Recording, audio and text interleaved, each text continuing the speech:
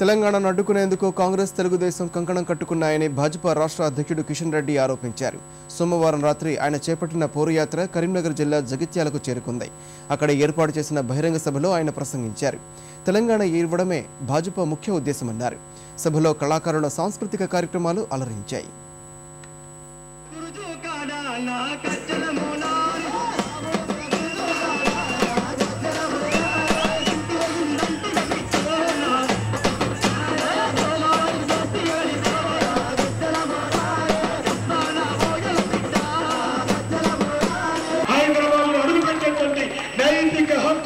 ప్రధానమంత్రికి లేదు అని నేను చెప్పాను బహిరంగ సభలో. ఈరోజు ఆయన బంద్ అయిపోయాడు, ఆగిపోయాడు, పారిపోయాడు.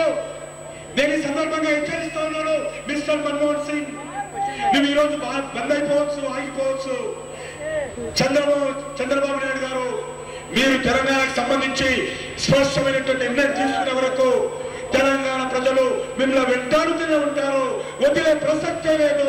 నువ్వు ఢిల్లీలో ఉన్నా, నువ్వు ఎన్టీఆర్ భవన్ లో ఉన్నా, ఎక్కడైనా సరే వెంటాడి తెలంగాణ తెలుసుకుంటారు తప్ప మేము బంద్ అయ్యే ప్రసక్తి లేదు. మీరు బంద్ కావాలి అవసరమైతే.